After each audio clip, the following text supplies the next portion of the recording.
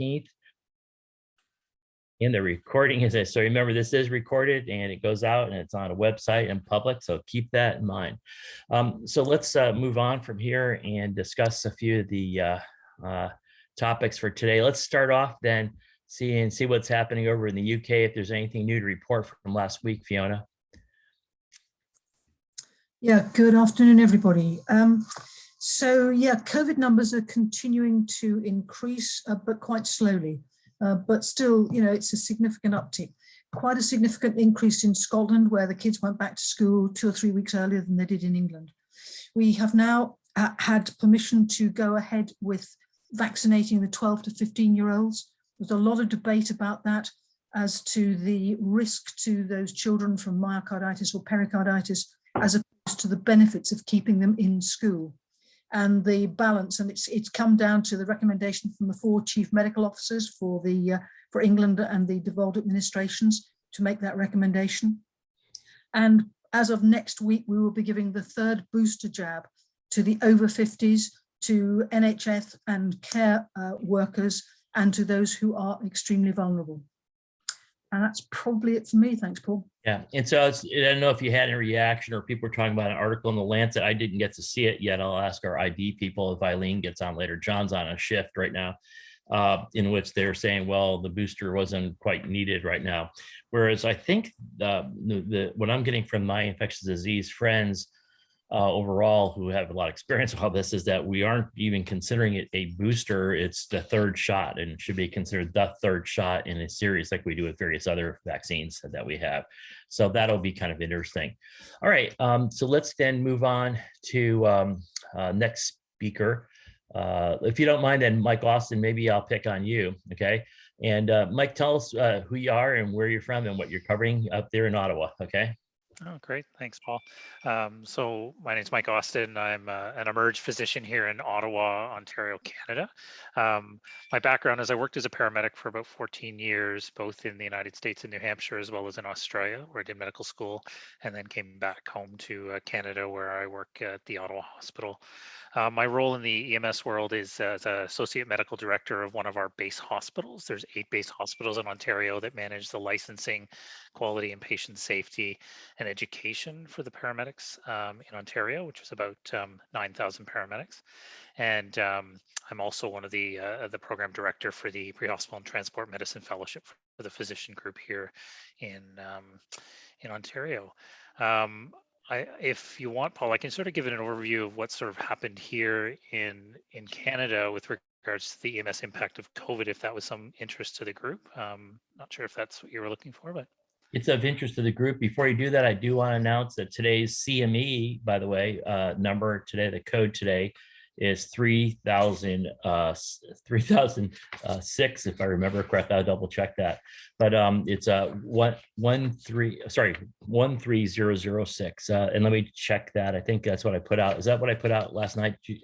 That's it, right? There we go. Same as 13006. Okay, but go ahead and let's hear a report from Canada. Okay. Perfect. No, thanks. And that was an important part. Good interruption, because that's important. So, yeah.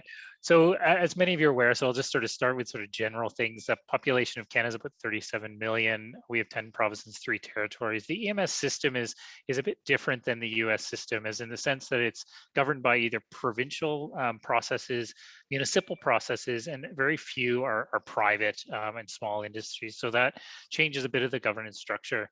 The regulations for paramedics is a bit in a moving pattern. There's some self-regulation around paramedicine currently, and about half the provinces have that, but it still requires some medical delegation oversight. The levels of paramedic training in Canada are mostly primary care paramedics, advanced care paramedics, and critical care paramedics, but some of our provinces and areas still have EMRs, or emergency medical response systems, as well as we've moved now into a community paramedic world. And so that's really been enhanced by some of the COVID things that have happened. And I'll talk a bit more about that. Currently in Canada, we've got about 1.55 million cases and about 27,000 deaths. We're in our 4th wave currently. and numbers are climbing. The incidence of ICU admissions is quite a bit lower, secondary to the vaccines, and vaccines are probably at about anywhere between 70 and 75% across Canada. Some provinces are doing better than others. Hey, Mike, can I ask you, is Yeah. that first jab or complete jabs? Right. Yeah. So first jabs are probably closer in the 80s, and then two vaccinations in the 70s. Excellent. Okay, good. With regards to sort of the highlights around what happened during the COVID period, which I think is very similar to it happens sort of throughout the world, but 911 calls dropped about to about 60%. So they dropped about 40% of their current volume when COVID hit, which contributed to lots of availability. Offload delay went away. So there was lots of actually reprieve that happened as we learned about how to protect the paramedics in the out of hospital setting around contracting COVID. But we did notice that paramedic patients were quite sicker. So we were getting a higher mortality rate in the out of hospital setting and hospital settings because patients seemed to be fearful of going to the hospital contracting COVID. So that was definitely evidence. And some of the CAN-ROC data, which is sort of a continuation from the ROC epistry in the US, is going to be looking at some of that. So take a look for those publications. They'll be coming out soon. COVID medical directives were developed to sort of help paramedics and patients to not have, in the current process in a lot of parts of Ontario specifically, but in Canada, paramedics were sort of required to transport patients. If 911 was engaged, then they had to transport, or patients refused. Those were the two options within the standards of how things work. So that made it difficult for those sort of walking wounded patients who had COVID that maybe weren't so sick they needed to go to hospital and the concern of transmission. So many provinces and territories developed a COVID assess, treat, and refer directive, which allowed paramedics to assess patients at home with specific parameters, and then actually consult with a physician on call on an online basis for consultation to help with disposition management of those patients. In addition to that, what was the follow-up? The follow-up was a community paramedic would contact those patients within 48 hours to ensure safety, and then those patients had a follow-up referral with either an assessment clinic or a family doctor by virtual means. So that happened interspersed throughout different parts of Canada. And we have a similar meeting that we meeting from a Canadian terms like you're meeting here, and we talk a lot about these issues. So a lot of these things are very similar. As COVID hit, a lot of the AGPs, were a concern. So a lot of consideration documents were written by a lot of the medical physician groups and the advisory boards to reduce things like use of CPAP and nebulization, concerns around intubation and oxygen therapy during transport. What we saw, some areas did not remove them, so they were still using them. We didn't see much transmission of COVID amongst patients to paramedics. So the infection rates seemed to be low with the PPEs that we were using, and most of that was N95. We've transitioned between N95 and regular masks depending on the virility of the patients, and their screening.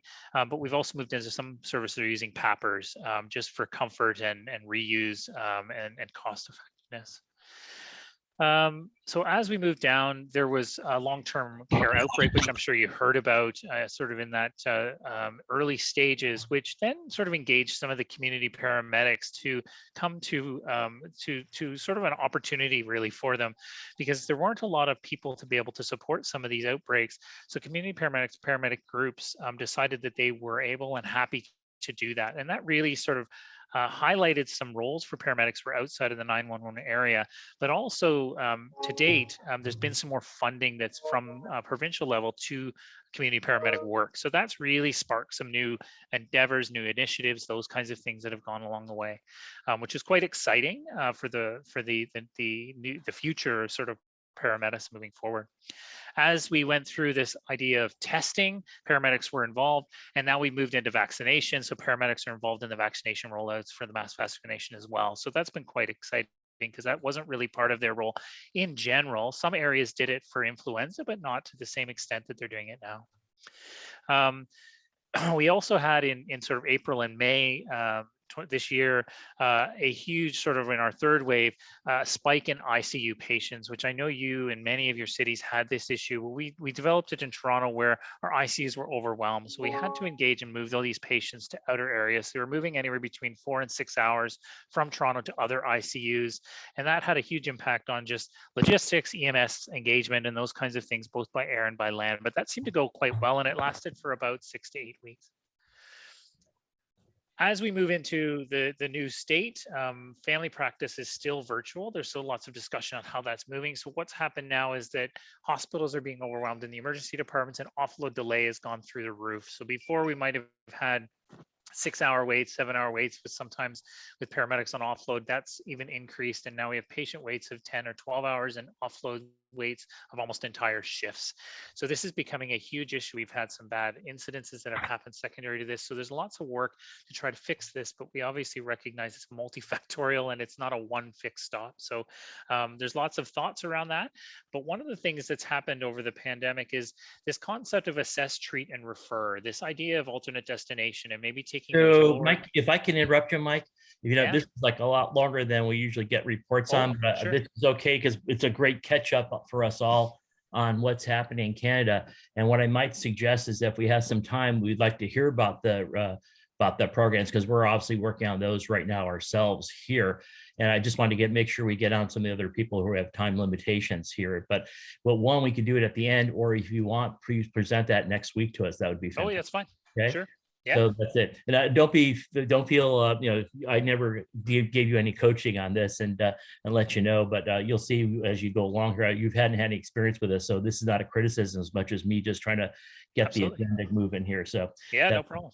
But I think this has been fantastic. Before I move on from here, does anybody have any questions on that? And do you agree with that plan? Have them presented either later in the session today, or better yet, probably next week when you can have a good audience ready for to go. So anybody have any questions for Michael? This is great having you guys on board because we've really missed you. And so it's really good to have someone who wants to be on board. And by the way, speaking of which, I wanted to thank Sandra Clark for getting us plugged in here as well. So it was really wanted to thank you there. Are you there today, Sandra? Are you still having your technical issues? No, I'm here today, Paul. Thank you. And thank you, Mike. And thank you, everyone. Okay, good. Has this been helpful to you guys way up there in Canada? Yeah, very interesting. Very interesting. Okay. Love the rapid fire updates. Yeah. Okay, good. Fantastic. So with the rapid fire, if you don't mind, I'm going to hold off on you because I have Doug Wolfberg was kind enough to get on for a little while today, and this is the time we can deal with 10:45. So our time central. And Doug, where are you located? I'm Doug. Okay. Coming to you just outside of Harrisburg, Pennsylvania. Okay, so it's 11:45 your time. Okay, fantastic. So I did want to introduce Doug Wolfberg. Most of you know him, who's been just probably one of the premier, if not the best legal advisor here in the realm of EMS. But I just thought he might come on, give a commentary. The reaction is, what did I call it here? The lack of excitement about the indictment, right? Yeah, right. So if you don't mind, if you could give us a quick overview of mentioning about this recent indictment of the paramedics, and we have people from Colorado on as well, by the way, who've been involved with this, and we'd like to just get your reaction to it, and appreciate getting out to the rest of the group. Okay. Sure. Yeah. Thanks, Dr. Pepe, for inviting me, and for the rest of the group for giving me a few minutes to talk about this here. Happy to do it. First off, let me state that I have no involvement with the case other than reading the publicly available documents, which include the indictment and the rather detailed investigative report from an independent review panel that came out in February of this year. And the indictments were just in the last 2 weeks, as most of you know. So there's no inside information here. And some of you, as Dr. Pepe just said, may have had involvement in the case. But I did not. So my knowledge comes from the consumption of the public record.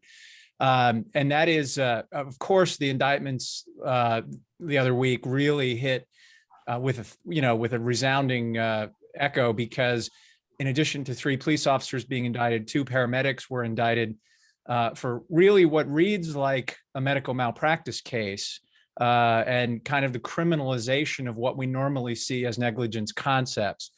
And that's what I think makes this case notable. There have been criminal indictments of EMS practitioners over the years for vehicular issues, for drug diversion, for patient abuse.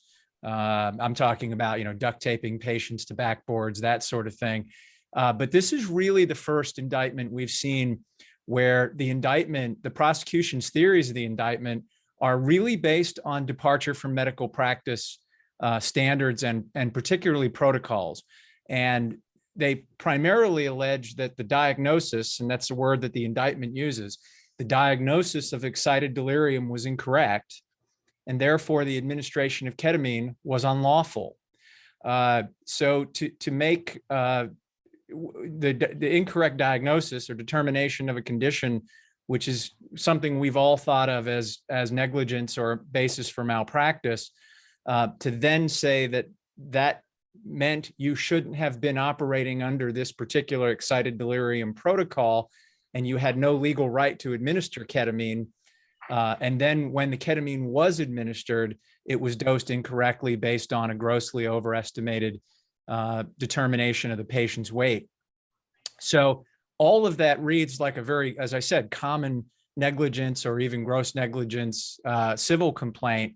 But again, that has all served as the basis for the indictment on criminal charges, including manslaughter and assault with a deadly weapon, i.e. ketamine, and a host of other charges, I think about 10 each against both of the paramedics, 2 of the paramedics, I should say. There were other paramedics on scene. They were from both the fire department and from the contracted transporting ambulance. But the only 2 indictments that were brought were against two of the medics from the fire department. But Doug, let me interrupt you just for a second. Yeah. So what we're hearing so far, and of course we have people from other countries on, and is what's happening is this is a precedent in that paramedics are being charged with a criminal violation at this point in time versus, yes, we've had some lawsuits, not a lot. Usually they're not sued at all. But in many cases, if there have been lawsuits in the past, they've all been in the civilian courts as opposed to criminal courts, right? So it was more of a civil, let's say, litigation at that time, correct?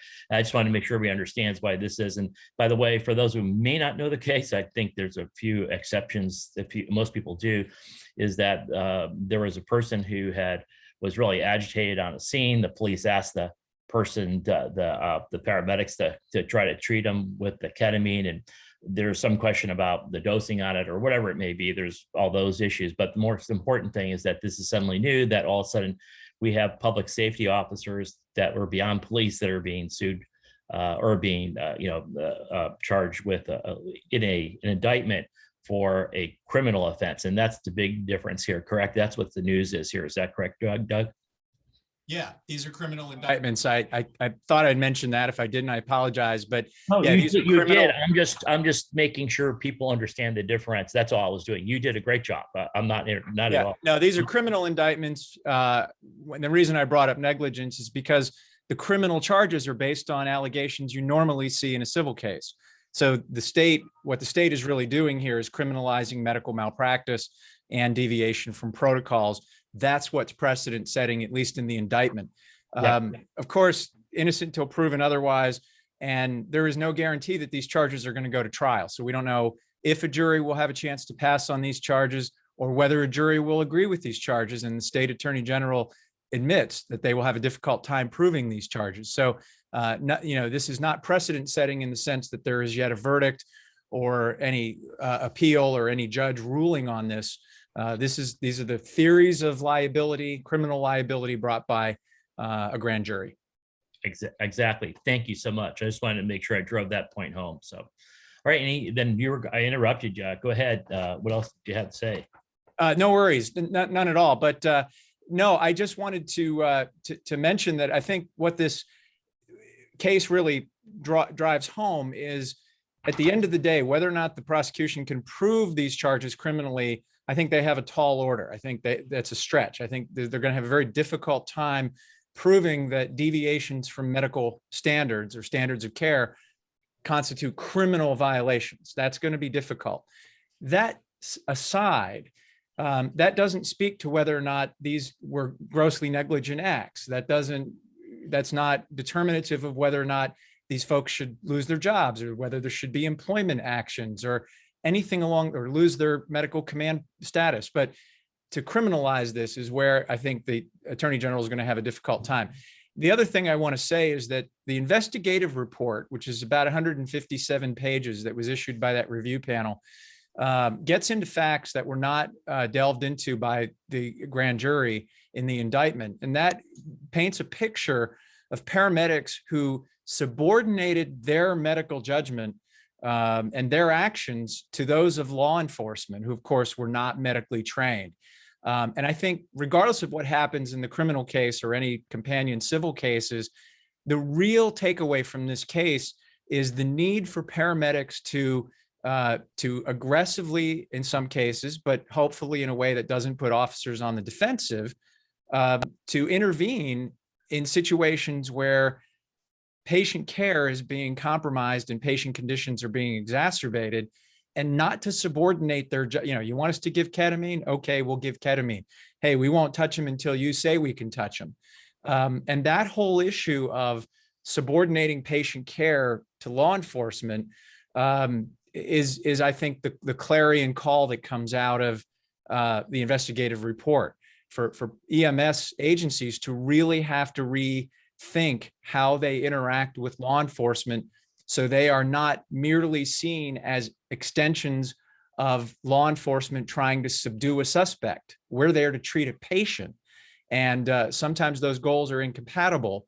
I want to say that the vast majority of time, the relationship between EMS and law enforcement benefits the public, that close working relationship. I don't think that should be demonized, and I don't want to demonize it. But there are many cases with suspects in custody, suspects with whom law enforcement has already initiated some kind of restraint, even when lawfully done by law enforcement. And I'm not commenting on that, but even when their restraint techniques are done lawfully, it creates danger to patients. And EMS needs to be able to more aggressively advocate for patients and intervene in cases where law enforcement is on scene or has patients in custody. That's the clear message, I think, that comes out of the Elijah McClain case in Colorado.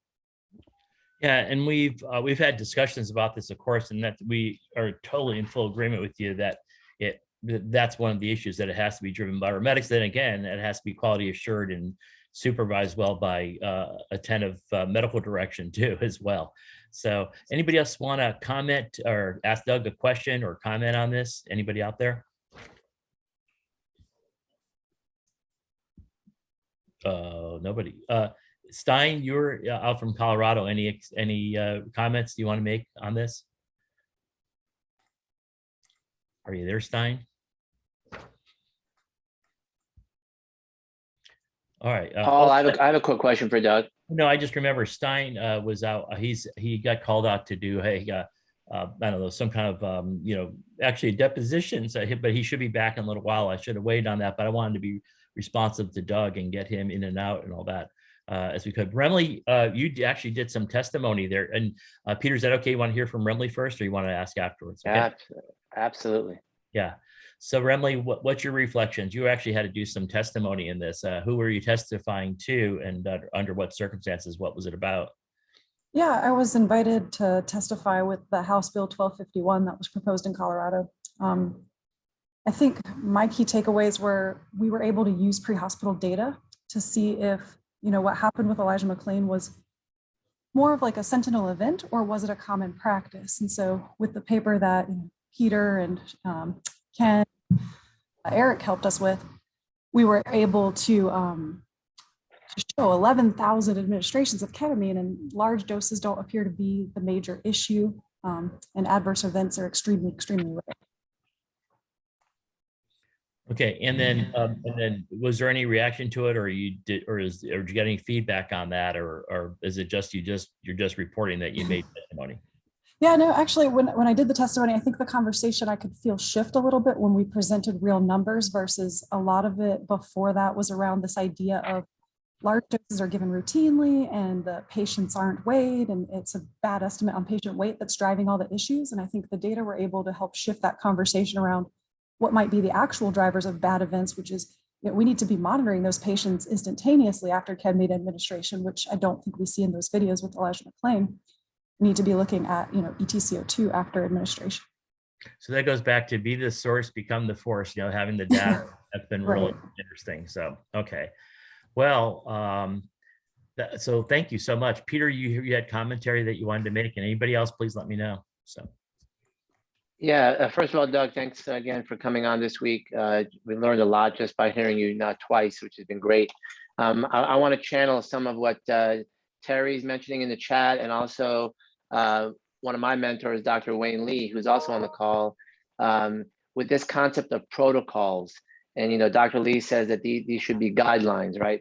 So, are we limiting ourselves by calling these protocols, and should we have a statement in our protocols that state that these are truly intended to be guidelines, so that the paramedic isn't going to be held to the exact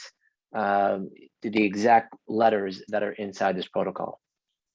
I think the outcome in the Elijah McClain case would have been the same whether they were called guidelines or protocols, because what the Attorney General's office did was sort of take that and say, well, you didn't do that, or you violated those, so it's unlawful. They almost turned it into a statute, which is something we've never seen before. But I haven't put a lot of stock in the terminology that's used, whether it's called a protocol or a guideline. And I haven't so far yet, Dr. Antevi, seen courts make any distinction in that terminology. So I can't really say whether that theory of the nomenclature would hold any, have any determinative effect on the outcome of a case on whether it was called something different.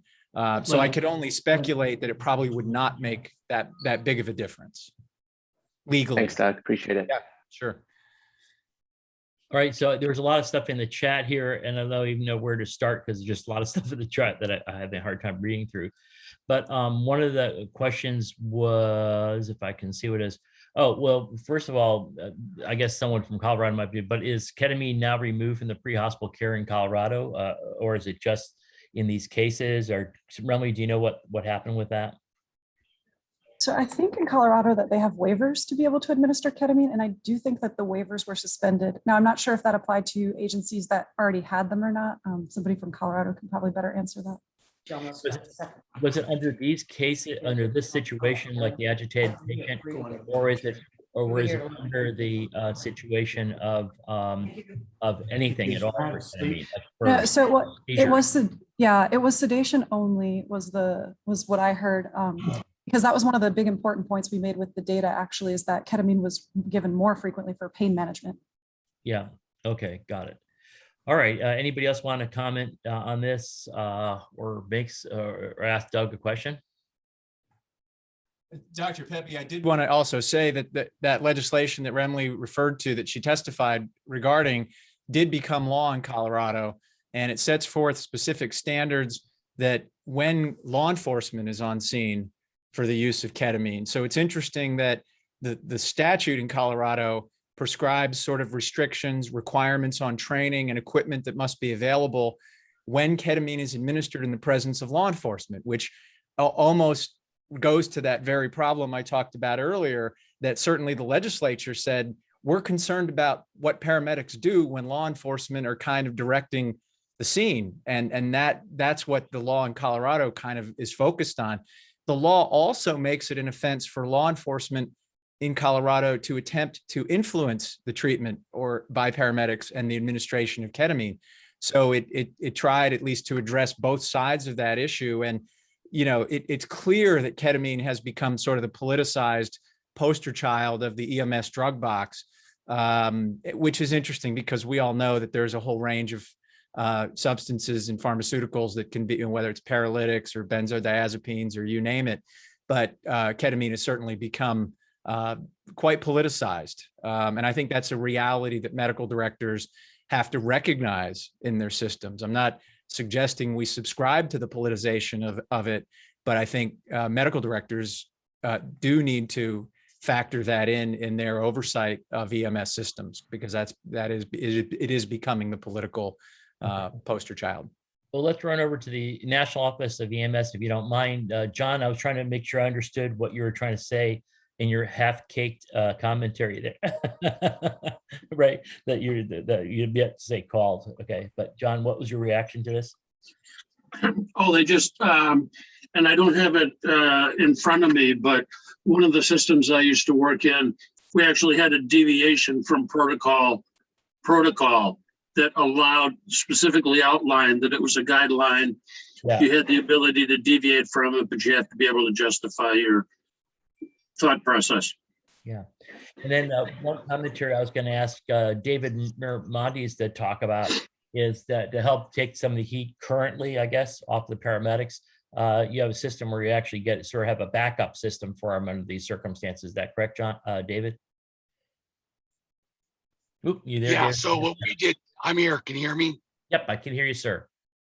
Okay, so what we did is to take the heat off the paramedics is we put in a quote timeout, and that is they have to call the physician on call for orders for sedation. Now they can give ketamine for pain, they can give ketamine for sedation for, cardioversion, but for excited delirium, they got to call the doc. And we did that. I hate Mother May I, but we did that. This is one of the few times where we make our medics call the doc for an order because we want the physician to take the heat, not the medic.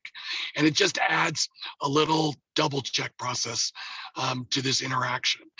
And then we just confirm on the radio, you've got an excited delirium patient who's harming others and may harm themselves, and you need sedation to control the patient and to provide treatment. Is that correct? Yes. Okay, boom. Then it's on the radio. We document, they talk to a physician, and it just takes the heat off the medics. And as much as I hate Mother May I, we did that just to make sure that they are covered.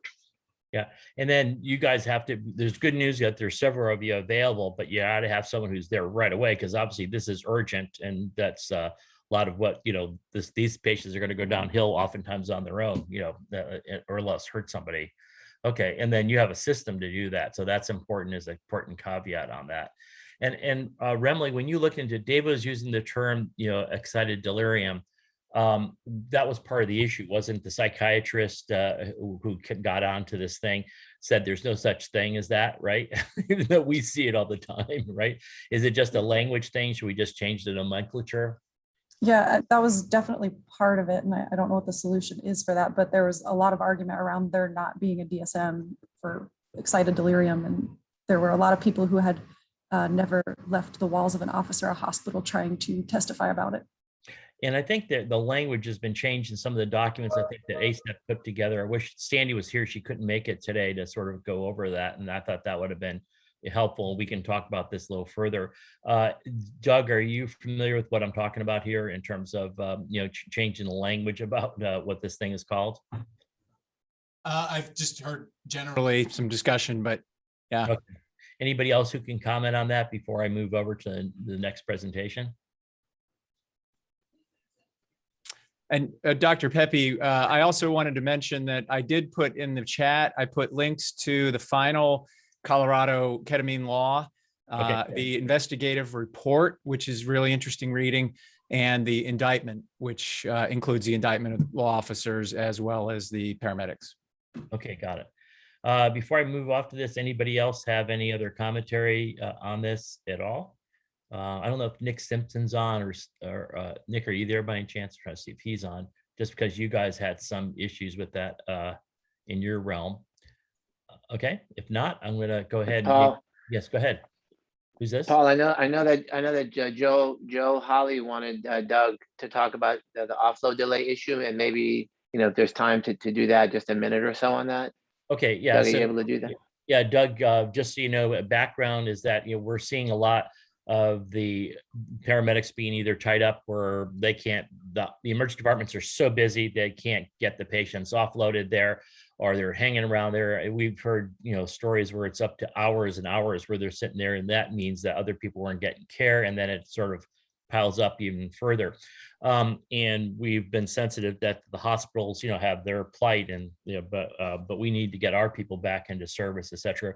We've had the person responsible for that issue at CMS on with us a few weeks ago, and said once they cross the threshold, it's theirs. They could just drop the persons off and just leave them there at that point in time. And paramedics have no business practicing in the hospital. Even if they work there part-time, they're not on duty at that hospital that time, so they shouldn't be practicing medicine. That they again oversee just the in-hospital aspects of things. And but none of us, bottom line is, none of us would ethically want to do that. So we're trying to figure out some workarounds and all that, but it would be interesting to have you just have some commentary if you've been looking into this or know anything about, or give us legal advice about what we should be doing.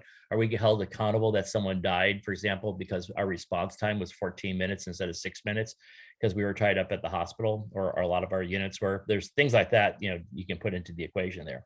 Yeah, so thanks. Happy to talk about that really briefly. We are getting a ton of questions on this. We're being asked to give a lot of advice to a lot of systems and agencies on this, and a lot of requests for webinars and information and lectures on this topic. So honestly, I think there is just, what's driving a lot of this is a fundamental misconception about EMTALA. And the piece I'll speak to briefly, and I know the folks from CMS don't want EMTALA to sort of be the leadoff hitter here. They don't want it to be instantly start filing EMTALA complaints. But I find that a lot of it is rooted in the fact that hospitals wrongly believe that they don't acquire legal responsibility for the patient until they accept the handoff or accept responsibility for the care. What I just want to say legally is that it is crystal clear under federal law and case law that, and regulations, not only is the hospital responsible for that patient, but they're responsible when the patient gets anywhere within 250 yards of hospital property. And it's not the physical transfer of the patient from the gurney, the ambulance stretcher, to a hospital waiting room or a hospital bed or any other hospital device or equipment or property.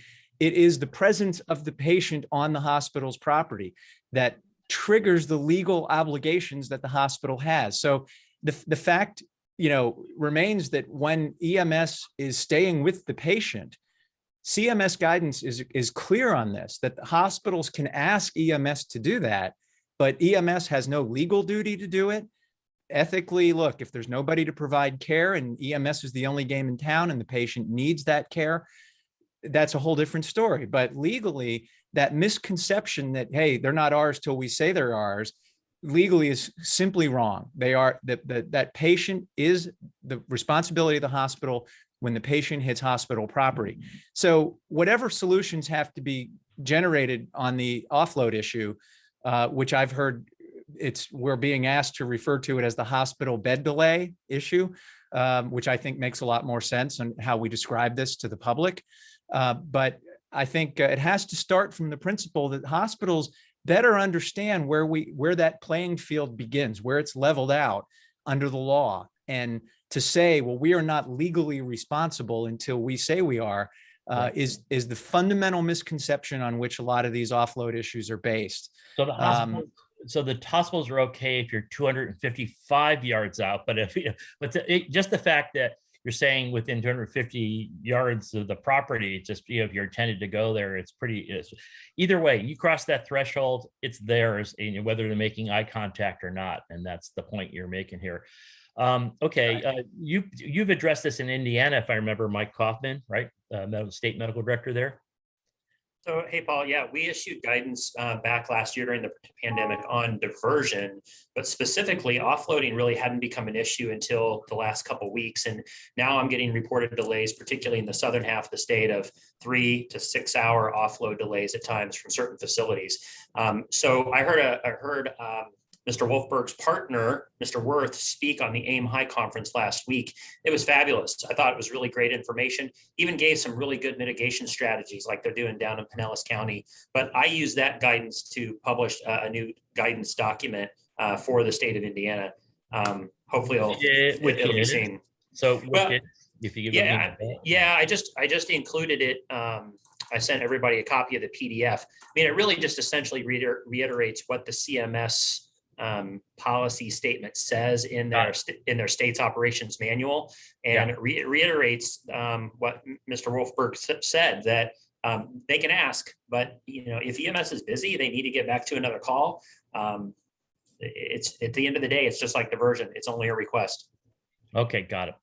All right. Well, Angus, you guys have dealt with this harder and longer than almost anybody in the Tampa Bay area. Anything you could tell us about, or things you're advising at this point in time?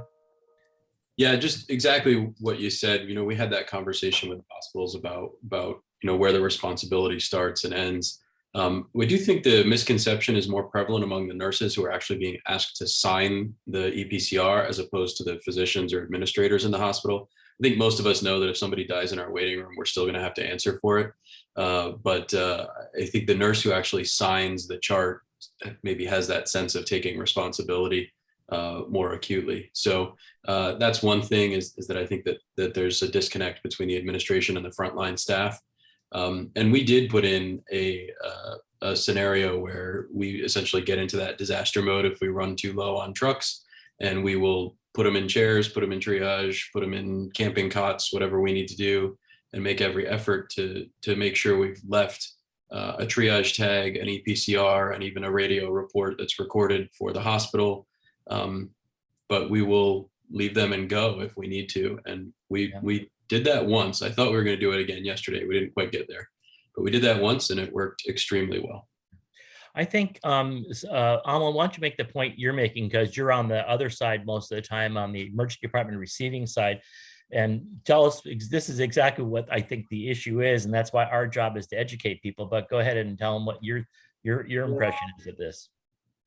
Yeah, no, I agree with everything that's been said. And when a patient arrives on hospital property or 250 yards by EMTALA standards, we all know that it's the hospital's responsibility. But I think that there is a sense, incorrect, but there's a sense that, well, if I don't sign for the patient, or if I haven't signed for the patient, it's still your responsibility. Or if the patient's still out in the waiting room and I don't know about the patient, then it's the hospital's, but not my responsibility. I think that's a sense that may be out there, and why there may sometimes be a reluctance to want to accept that patient being dropped off. It's a false sense of reassurance, but I think that may underlie some of the reluctance that people have to accept the patient. And like you said, just like the sense that some people have that it's not my problem if it's still out in the waiting room, that kind of thing. And so, and I think tag you're it, right? Yeah, exactly.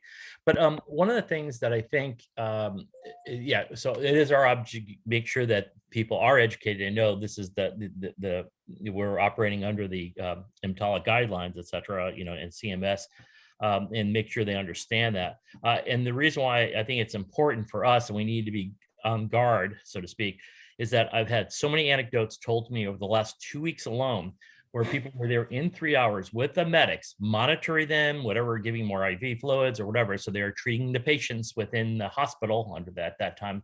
And suddenly the patient has a cardiac arrest, even though they're saying, this guy's got a bad GI bleed, we got to really take care of him.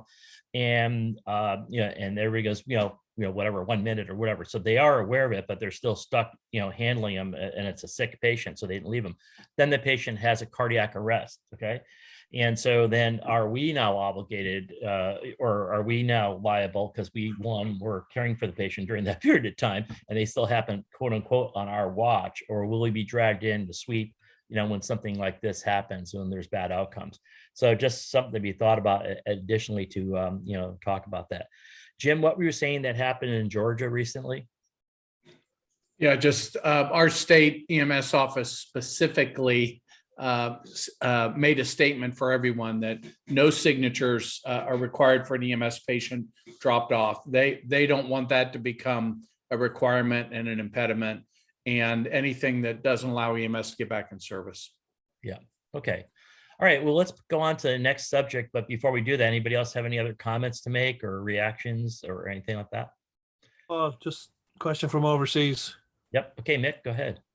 Mick Millett from Dublin, please go ahead. All right. I'm presuming this is not new, that the boarding part and the delays of the EMS is going on for a few years, or is this a new post-COVID or current COVID phenomenon? So the answer is that we actually wrote a paper about this. The Eagles did, and we published it in the NAMSP journal back. And I think I just looked at it again in 2005. We distributed it here a couple of weeks ago, and it gave a strategy about how to handle this. So the point is, this has been there forever, but it seems like more recently it's become a little bit more exacerbated, and I think it's exacerbated by the psychological aspects of the crews in the hospital being totally burnt out and overwhelmed. And so that's what I think is really pushing this and making it a little bit more of a problem recently. That's my opinion, but anybody else have any thoughts about that? I think many of us had largely solved this, but up until COVID, and then it sort of reared its head again because of all the stress. Yeah, I would say this is not a new issue. The problem is compounded by the staffing, at least in our situation. I mean, in Maryland, we have a positivity rate that's quite low, a vaccination rate that's quite high, but the EDs are not staffed. So it exacerbates an already existing problem, making it terrible for urban systems that are already under strain, but not a new problem. We talk about surge capacity, as Dr. Pepe mentioned, for years. And the other thing is that when you mention the staffing problems, then it's getting exacerbated even further, because then people are hiring travelers in who really don't know the system in that hospital they're traveling to. And so as a result, the people there are doing some of their work for them. And so the whole thing just becomes a vicious cycle. So excellent point that it really is exacerbated, because people are either, and there's not a lot of nurses in the pipeline either. There's we're going to have this is going to get worse is what I think. So now I'm getting very confused with this around the world chat. Travelers for us are an inherent socioeconomic group. Yeah. So when you say travelers, what do you mean? Oh, so what we're talking about is nursing people who get hired to come work at their hospital in Kansas for a little while, or they go work in New York City. And so it's sort of a contract work they're going to. They're not regular employees of that hospital. So, but they've been brought in to help out. And so many people say, hey, the politicians are saying, well, we're providing money so we can bring in nurses from around the country, but then that's not, so it doesn't work as easy as that, that kind of thing. And so Veer says that travelers in Europe are frequently referred to as gypsies. What does that mean? That's the equivalent term. If you've heard the term gypsies in the US, that's generally the term that in Europe they refer to as travelers. That's my understanding. Yeah. Yes, that's why I can't say travelers are a problem. If I was to say that, right. That would be very inappropriate. Well, we are learning today. This is great. International culture differences. All right. So anyways, Doug had a run. So I just want to say, Doug, thanks for coming. I hope this was interesting and helpful having him on board, just or at least get another perspective on that issue. And then Mike Austin up there, you're saying this is a chronic problem in Canada as well, right? And is it worse now because of staffing issues? Yeah, absolutely. So, it's mostly in the inner cities, but we had a reprieve secondary to the sort of people getting scared to go to hospitals and numbers plummeting. So I think people all sort of got used to not sitting in offload, and now they are. But it definitely is impacted on our staffing in nursing shortage. It's huge. We're so understaffed. So. And do you have any legal recourse like we have in terms of like, hey, it's not our responsibility, you better get it together on this one, the hospital? It's been back and forth, and provincially it's different, but in each province, but overall, no one's really taken any sort of onus to jump on that. Although there may be some pivotal cases coming down the pathway where similar things you've described, where patients are sitting on offload and they become sicker and become, maybe even die. So there's concerns around that. And I think, it'll be interesting to see. I think the downfall is nobody wants to jump on it because it's about constipation of the system, and how do you fix that? And I think everybody's trying on sort of different areas of fixing it, but I think it's not just one fix. So it's a very difficult, complicated, and I know I've seen most of your papers, and a lot of the people in Canada have done the same thing, and in Australia the problem is that we recognize that we just haven't figured out how to fix it. Although I know New Zealand has done some interesting things that have made some differences. I also know that some local initiatives have also made some differences. So we may learn from those as we move forward. All right, so hey, Josh Gaither, I don't know if you know right away, if you could put it into our chat or you can help us or get back to us later on. But there, NAMSP put on a very nice webinar about this a week ago. And just wanted to make sure that I think it probably was recorded, and it'd be nice to have people see that discussion. And many of the people on the call here, the Zoom here today, were part of that and did a fantastic job, by the way. So that would be good if you wouldn't mind helping us out. I'd usually ask Mike, but he's not on the call here today. So Mike, by the way, Levy was the moderator for it. He did a fantastic job. So it's a really good session. All right, I want to move away from this discussion, if you don't mind. If there's anything else, then anybody else want to add to that or comment on that in that arena? If not, if we don't mind, let's go to the You Gotta Have Heart session, right? What am I calling it here? Oh yeah, learned well you have, the OU1 professor. If you don't mind, will come on and give us just a kind of a nice didactic, if you don't mind. Sure. This is very different topic. So in terms of the STEMI guidelines, there has been a lot of discussion recently about some of the new things that might be added to the US guidelines. I don't know when the next US guidelines are going to be published, but the European guidelines were published in 2017, and hopefully the ACC/AHA will be adding some of the European thoughts. And one of them has to do with the Sgarbossa criteria for left bundle, and a recent article on using the Sgarbossa criteria for the pacemakers. And so if I could just share the screen for a second, I just want to run through this real quick. I'm sure many of you probably are aware of the Sgarbossa criteria and the revised Sgarbossa criteria, but just real quickly to recap that, this is what a normal left bundle is supposed to look like. And you recall that there's this thing called appropriate discordance, which essentially just means that every lead in which the QRS primarily goes up, there tends to be a little bit of ST segment depression. That's totally normal. And then in V1, V2, V3, where the QRS primarily goes down, there should be a little bit of ST segment elevation. So that's appropriate discordance. That is what we expect to see with left bundle and also with pacemakers. And in 96, Elena Sgarbossa, cardiologist, came up with what we now know as the Sgarbossa criteria. And I've just labeled these Sgarbossa A, B, and C. What she said was when the QRS goes up, if there is ST segment elevation in the same direction, that is a STEMI or a STEMI equivalent. In V1, V2, or V3, where the QRS normally points down, if there is ST segment depression in the same direction, that is STEMI as well. And each of these were probably more than 90 to 95% accurate. And you only need one lead. You don't need two contiguous leads, but these are fantastic in terms of their specificity. There's a third Sgarbossa criteria, which said that when the QRS goes down, we normally expect to see a little elevation, but if it's more than 5 millimeters of elevation, then you need to worry. That turned out to be not so specific. So let's not talk about that right now. We'll get to that in just a second. So again, Sgarbossa A, just to give some quick examples, these are all STEMIs. These all have acute coronary occlusions and ought to go to the cath lab.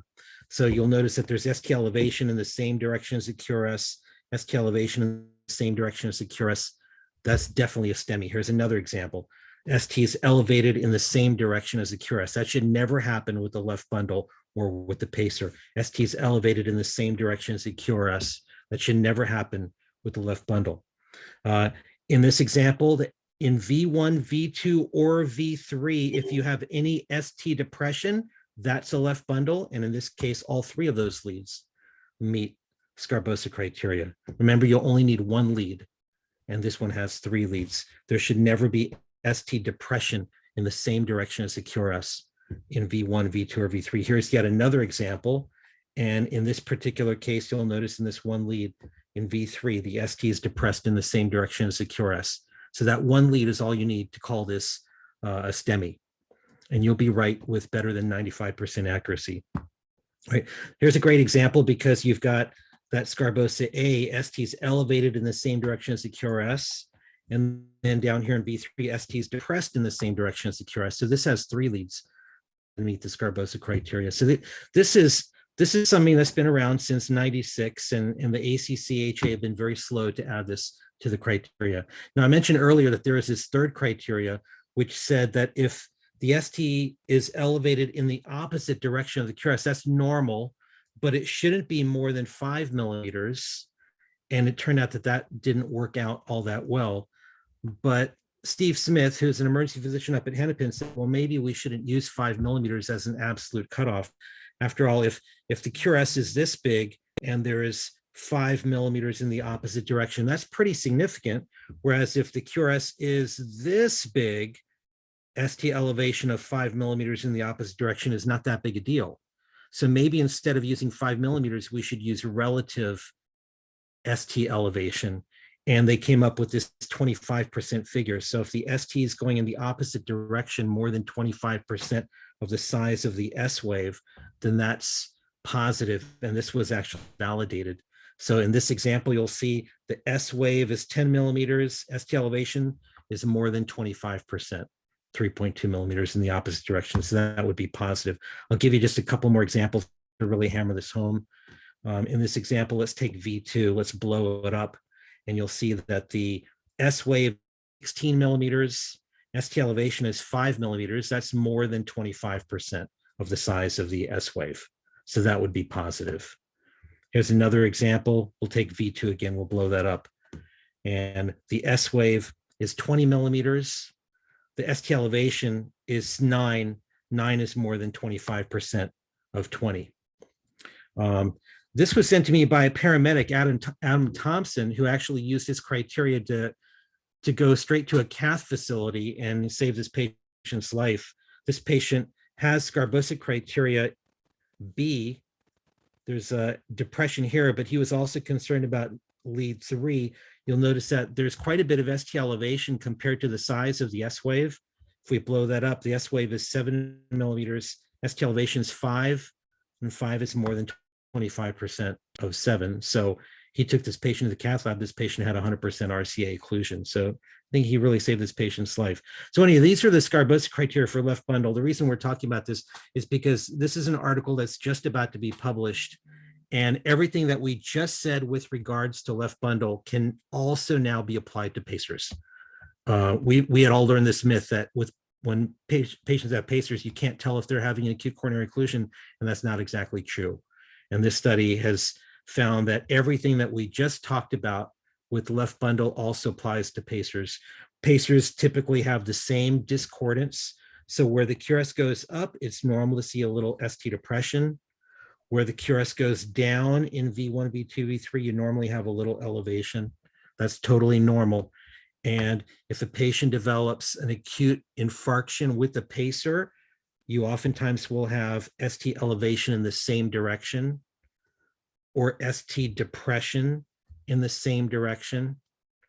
Or what this study shows now is that if you have too much ST elevation in the opposite direction, so this S wave is about 22 millimeters. Let's measure it out. So the S wave is 22 millimeters. ST elevation is 7 millimeters.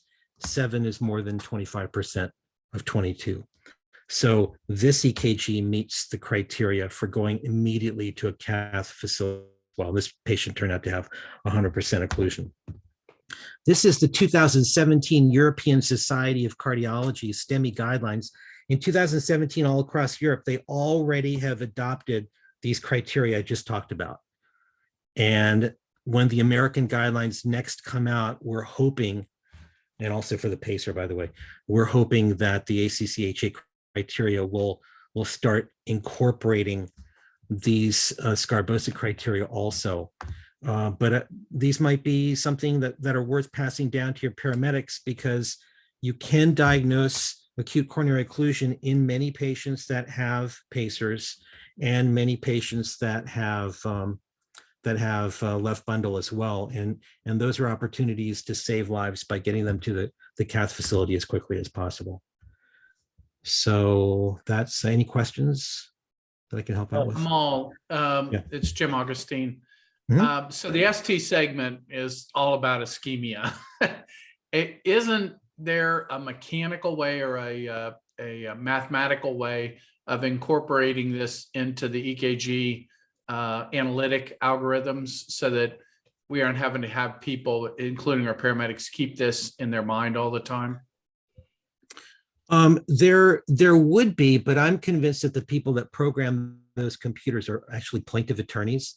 And so they really don't want you to get the answer correct. So, you know, Jim, I get that question all the time. I'm not involved in programming those things. I don't know who does. I don't know why simple things like that have not incorporated into the algorithms. I think even when literature comes out, it takes a long time before the manufacturers incorporate them. And to my knowledge, there's probably about 7 different computer EKG manufacturers. And so I don't know how long it'll take before they incorporate those things. Thank you. So in any event, this is, so I get your drift of presenting this to us, because this is not just important for cardiologists to know about and put in their guidelines. It's important for us to be out there and detect these things, such as a great example you gave with your paramedic out in the county. So yeah, the first providers to touch the patient and get an EKG are the first people that have a chance to make the right decision there. Yeah. And then then the other thing is that, do interventions that we give, whether we give nitroglycerin or we give aspirin in the field, affect these things, by the way? And just, is that why it's even more important to get the initial? Yeah, sure. That's a great question. If somebody has an acute coronary occlusion, it's extremely unlikely that aspirin or nitro are going to change anything. Mm-hmm. 1 or 2 nitros are really not going to resolve their pain and fix the problem. If it does, it's probably just mild ischemia. But mm-hmm. for an acute occlusion of a vessel, that's not, nothing in medicine is 100%, but nearly 100%, I'd say there's no way their pain is going to resolve with just an aspirin and a couple of nitro in the field.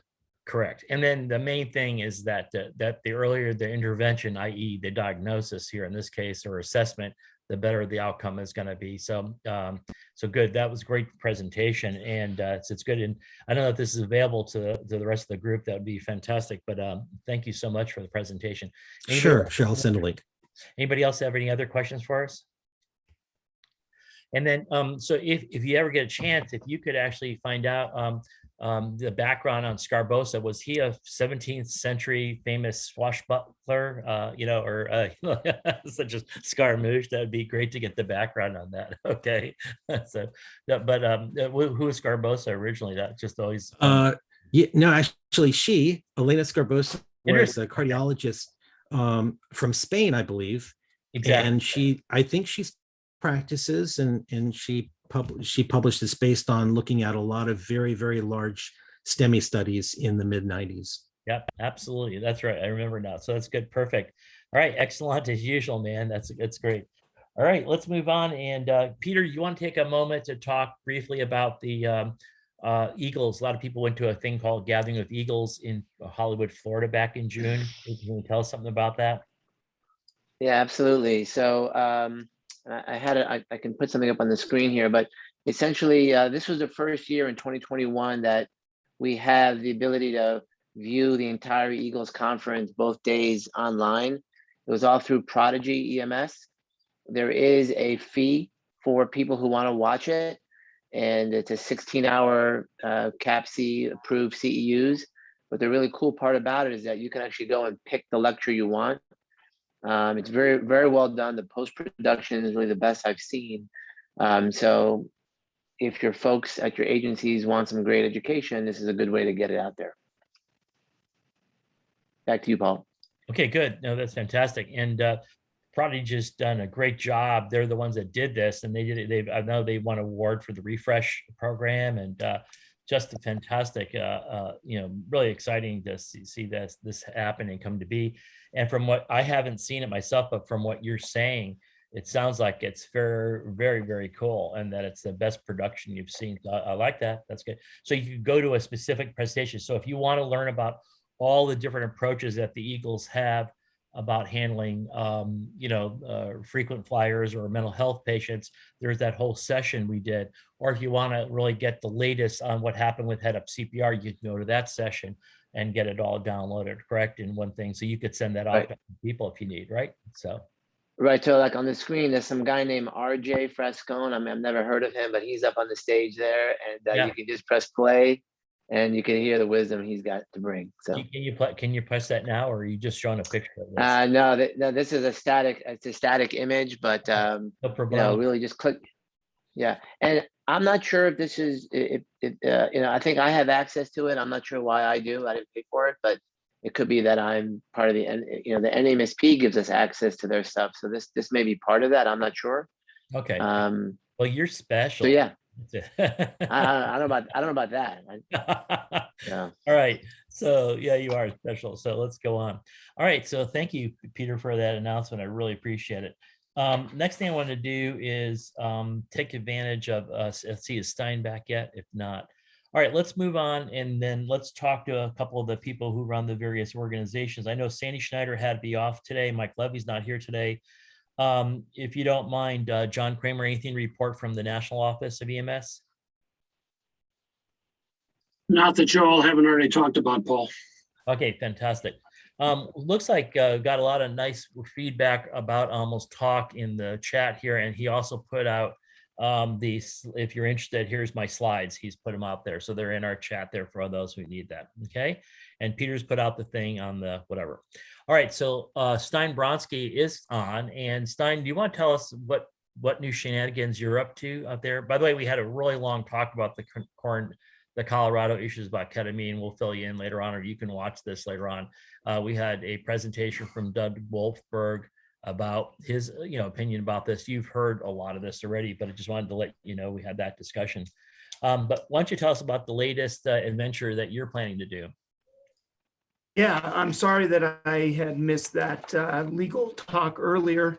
Because you're doing something legal in the meantime, right? Aren't you doing a deposition or something, right? Yeah, and unfortunately, I was spent my morning subpoenaed to the state about those issues. So I'll look at that later. Yeah, but I wanted to mention to everybody that Paul and I, as well as Lauren Maloney, have had some conversations recently to try to reboot and add to our very successful out-of-hospital cardiac arrest publication that was done through we analyzed this through June of 2020 originally, and it was published in the Lancet, and it won awards from both the emergency medicine and critical care communities, including the 2021 Star Research Achievement Award in the COVID-19 category from the Society of Critical Care Medicine at their annual Congress. So Paul and others would like to extend this data collection to the time frame to include where we left off all the way through September of this year. And like we're going to be like this current month is what we're getting at. It'll be an additional quarter.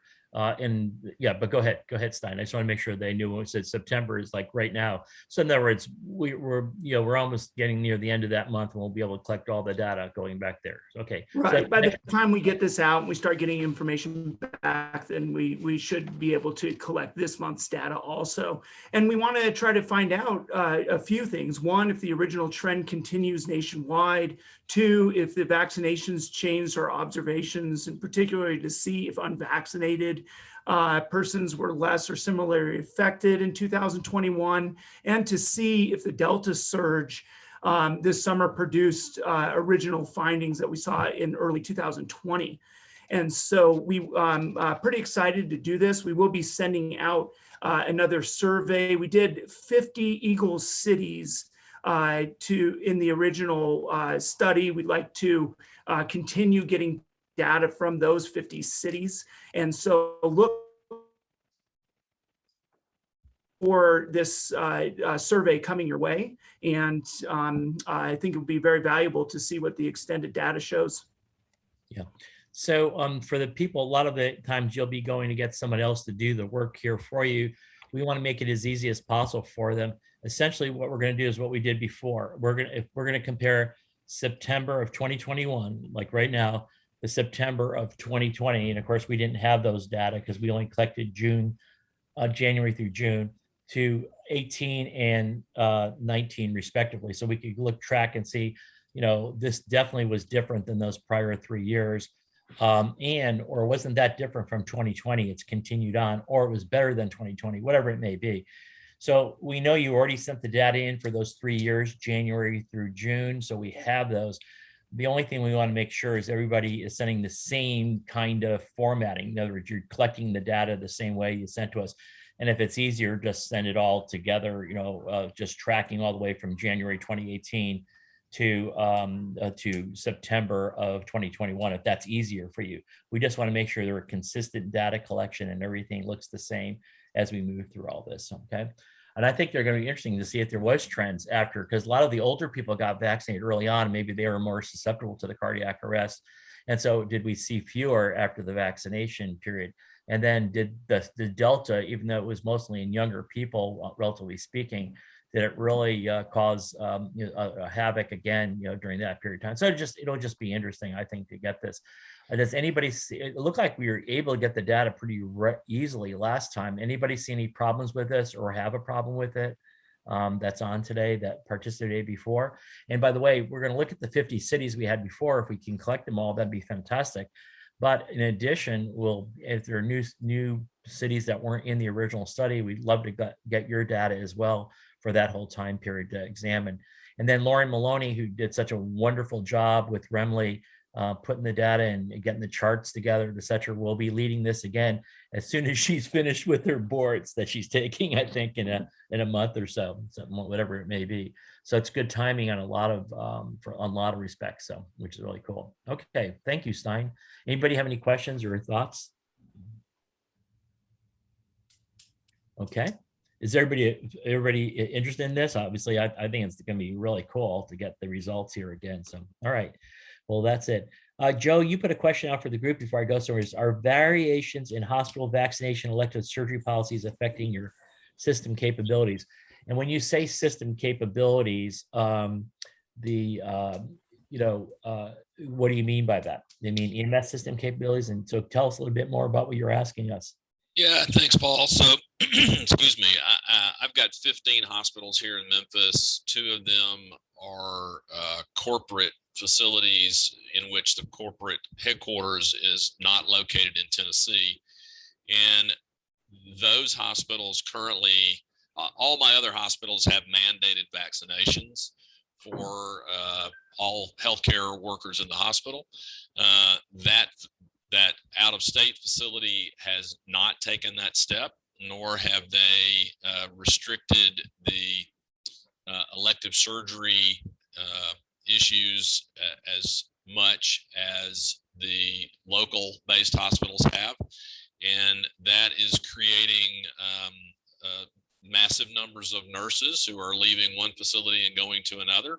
And the facility that continues to do the elective surgeries, of course, is under a severe bed crunch, like everybody is, and is asking for assistance from EMS to, bypass them occasionally on the trauma round robin and that sort of stuff, much to the irritation of the other hospitals who are taking substantial financial hits due to cutting back elective surgeries, et cetera. So I just wondered if anybody else is having to deal with hospitals that are based somewhere else and are sort of not falling in line with everybody else, and the waves that's causing in both the working population and the EMS functionality.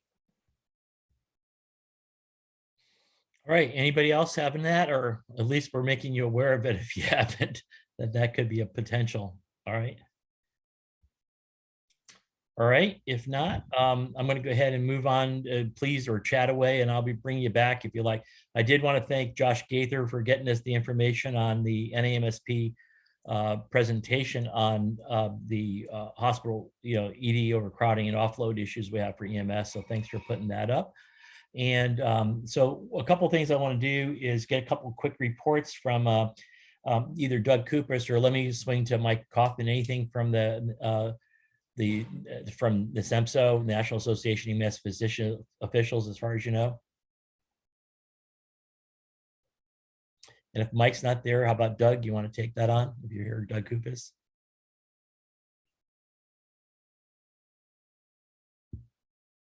Well, I saw them before. I guess we must have lost them, or they're busy doing something else. Either Mike or, yeah, go ahead. Yes. Without Mike or Doug there, just the biggest update from the SEMSO is that their board elected last week not to hold an in-person meeting as they had planned in November. Okay. So their next annual meeting will be next June in Charleston, South Carolina. Okay, good. I just wanted to make sure that they, had an opportunity to say anything you wanted to bring across here. Then let me swing over to Jim Augustine, and you've had a couple surveys in. Before we do that, anything from the firefighters, either on the Fire Chiefs Association or the Firefighters Association, anything to report there? Yeah, International Association of Fire Chiefs, International Association of Firefighters. It's a lot of discussion about mandates and about appropriate levels of protection right now, Paul. And you can imagine, they're at the national level, very interesting. Thanks for bringing Mike aboard, because the Canadian firefighters and EMS personnel think exactly the opposite about the vaccines. And you heard from the numbers there, his 80% and 70%. That reflects what's going on in the fire EMS world as well. 4 surveys. Thank you all for helping out on the Afghan repatriation discussion and helping Crawford Meacham. That's really the power of this organization, when we can get that kind of stuff together, figure out where those refugees were going and what were the critical issues. Really a powerful opportunity for the Eagles. We had 3 this week. One was about transporting EMS newborns and moms together. And it appears that there are some devices for doing that, and that we attempt to bring those 2 together. Second was about National Registry EMT recertification, and many of you take that as a responsibility of the department to assist in the recertification process. And then finally, what I just sent out this morning was about PD responsibilities in addition to your fire EMS. I learned this from Paul Pepe, that there's nothing better than to have medical directors who are consistent across the various agencies. And in 2009 in Washington, D.C., that's what happened to me. And with his guidance, I was able to do that. And it's really an opportunity. I think you saw from the responses that in many cases they were de facto rather than named medical directors for PD, when PD really needs that assistance. Paul, that's the big stuff. Thank you. Okay, got it. So I do want to make sure we move into a couple of the regions we didn't cover before. Thank you so much, Jim. A couple of regions we didn't call, but I do want to see, since you do work with the state officials, and since you're in the state of Florida, which has been one of our biggest crunch areas, anything to report, Ken Shepke, from that land before I go over to Eileen Marty? If not, he's always going between calls or press conferences. So Ken, are you there? I'm here. I'm just walking into the FBO at the airport because I just got done with the resuscitation. Okay. Sorry about the delay there. You're working what at the airport? What are you what at the airport are you walking in? I'm in Sarasota. We were doing one of our resuscitation academies. Right. Okay. Here. Yeah. So now I'm getting ready to fly back to Tallahassee. Okay. So the question, Paul, I couldn't hear because the jet was making too much noise. What were you asking? Just before I went over to Eileen, I wanted to see if I can get an overview view from you from either if there's anything from the, yeah, sure. So Florida's actually everything or anything from Florida. And then Rob Dunn, I see you're on. I want to talk to you. Various other people on the call today. I'd love to catch up on. So hope you could all hang in there for a little bit. Okay, thanks. Go ahead. So our caseloads have dropped by 1/3 in the last week. Our transmission rate has collapsed. It's our RT value is now like 0.57 or 0.59, which means the pandemic's collapsing on itself. Our hospitalizations peaked at 17,000. Now we're down to somewhere around 10,000 or so. The monoclonal antibody sites, we've got 25 of them around Florida now. Pretty much anybody can get this if you're at high risk, if you're infected. We've treated over 80,000 patients now, and I think that is part of the reason why our hospitalizations have gone away. And while I don't think it's proven yet, I think those monoclonals also almost certainly, and Eileen can weigh in on this, probably decrease the number of days you're infected. So it probably decreases the R naught or the transmission rate of each infected person, because I think that's really helped quite a bit. Our vaccinations, we've vaccinated over 2 million people in the last 4 weeks. So I think there's been a lot of interest because of Delta. I think a lot of people are seeing their friends and family get real sick and some of them die. So I think that's convinced a lot of folks to go ahead and get that vaccine. So we're at roughly 69% of eligible people are now vaccinated in Florida. Interesting, like 52% of the 12 to 17-year-olds, which I thought was a fairly high amount for that group that came on last. So fortunately, things are going in the right direction for us. Okay, good. Well, I'm glad to hear that then. And then Rob Dunn, since we haven't had the opportunity to have you on for a little while, anything new from your end that you could report to us? Rob Dunn from Detroit. Yeah, so I'm sitting here with our new fellow, Andrea Curtin. Okay. Say hi, Andrea. Yeah, how are you? So, Good, Andrea, thanks for having me on. so First what happened to you, or there's something you did in a former life that they assigned you to work with? Exactly, yeah, and it's the first exposure to you guys. I've been kind of, protecting her from you at the schedule. But you know how it is. So we are experiencing a slow increase in cases and a slow increase in hospitalizations. Obviously, we've been through 3 pretty bad waves. Parts of our state have fairly good vaccination rates. We're still struggling with that in some areas, including the city of Detroit.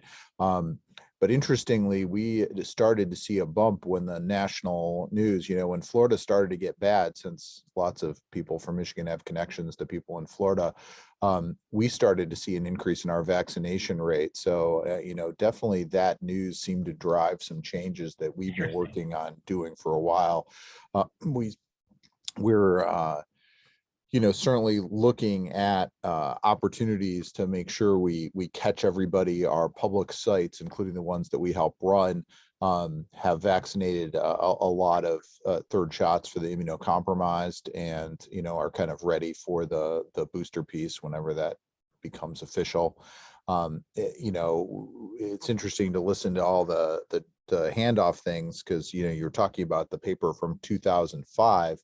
We've, particularly in the city, we have had this issue forever where they're delaying. We were just talking today about how we were meeting with the CEOs of the hospitals 7 years ago about their responsibility when EMS shows up with a patient.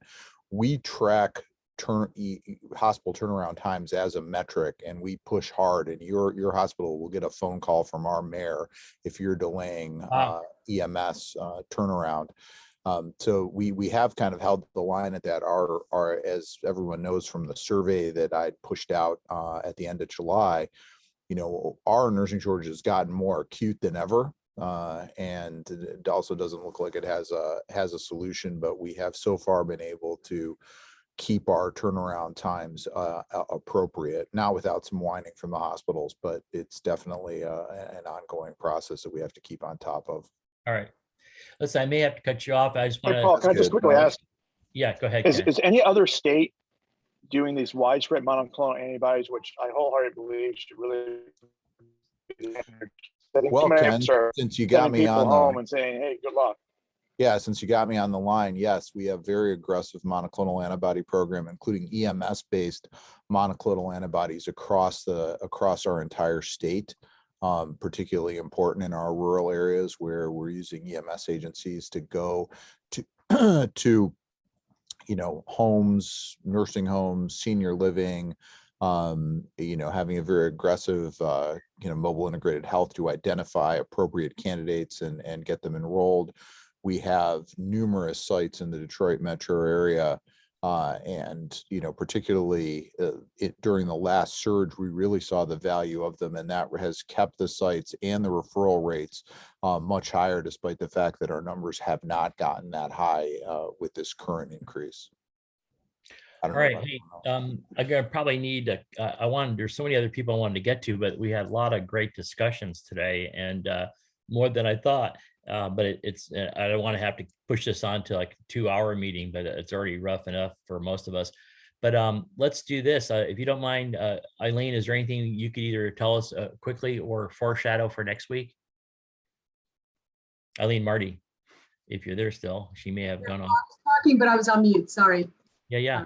Well, hi, so yeah, I'll just pop up a couple of slides for you, just a handful, just to give you a perspective here on what's But you know, you're backed by popular demand. Okay, so just so you know. Very much. I appreciate that. Let me see how I can share my screen and share and click and go. And okay, so this was the last time I reported to you, just to show you where we were in Miami-Dade in terms of the people on ventilators, which was, you know, very significant, all the way through to the vaccinated and unvaccinated that are hospitalized. So as of yesterday, we've switched over to these numbers. Now, we still have quite a number of people on ventilators, but, you know, it's gone down dramatically. We're certainly not out of the woods. And Kenneth made the commentary about monoclonal antibodies and how they reduce transmission. I agree with him. He's right. If you treat people early on, and I don't know if Kenneth has mentioned this or not, but as you know, Regeneron has an EUA that allows you to give the monoclonal antibodies to a completely asymptomatic person post-exposure. So that absolutely is going to reduce the number of people who are shedding virus in the community. On the one hand, there's always a caveat to these things. If you give monoclonal antibodies that soon, that individual will never develop their own immunity, because having those monoclonal antibodies there in their system protects them at that moment, but they're completely susceptible to getting COVID again, and in a very short period of time. As soon as the monoclonals we gave them wear off, they're susceptible again. In terms of our individual hospital admissions, we were quite high before. It's dropped. You can see over the last few days, green is the percent of unvaccinated in hospital, and yellow is the percent of vaccinated in hospital, just to give you that part of the puzzle as well. So just a few days ago, we had gotten back up in our numbers, and it was becoming a bit alarming, but it's coming down over the next few days. I do anticipate another rise up after the events of the Labor Day holiday, and so many people who got together from other places and traveled and so forth, and we'll simply have to deal with that. And those are the only slides I'm going to show you, because I know we're short on time, and I'm more than happy to answer any questions anybody has in general. So a question I have at this point in time is, anybody have any questions for her? If not, yeah, just real a lot of the folks that are vaccinated or not. Hey, Ken, you're kind of breaking up. So try that again, if you don't mind. Okay. I have no idea what he was asking. It sounded like it had something to do with the vaccinated folks versus unvaccinated. He wants to know if a vaccinated person gets monoclonal antibodies because they've just been exposed, then they're going to have the same amount of protection they had from the vaccine after they get their monoclonal antibodies. So no bump up if you get your monoclonal antibodies as a post-exposure. Okay, I hope that answered your question, Ken, if you're out there. So, okay, good. All right, does anybody else have any other either questions for Dr. Marty, or anything else they want to bring up or hear about next time? Just want to, we covered a lot of topics today, and it was really great having our adventures. I think what we'll do for sure, Mike Austin, if you don't mind, that wouldn't be a bad program to tell us what you're doing in Canada regarding, the alternative transports or dispositions for your folks. That would be great. And maybe we'll find some others. Mick, anything to add about Dublin before I get off? Probably not. I think we may have lost Mick. Sorry, Paul. No. I trouble getting the unmute. Announcements today about boosters. So they're only doing boosters in the nursing homes, not boosters for healthcare workers, which was a bit of a surprise. Okay. Other than that, we are in the same diversion boarding issues that you guys have, except it seems to be significantly intense at the moment. Yeah, Even yeah. though not a lot of elective activity in hospitals still, we're not sure where all the demand is coming from. Okay, got it. Hey, and before I forget, everybody, again, we put it in the chat, but just in case, it's your CME code today is the 13006. And then for the Florida people, 13007, 007 for them, 13007. All right, and then with that, I think I'll probably call it to an end. And I saw a name here, Eric Wood. Eric, who are you? That's just a name I wasn't familiar with. Yeah, hi, Paul. I'm Deputy Fire Chief in City of Walla Walla. Oh, yeah. Okay. I remember that. Okay. Yeah. Friends with Kathleen. Thanks a lot. Kathleen, thanks a lot for being here. I hope we took care of what you needed to know.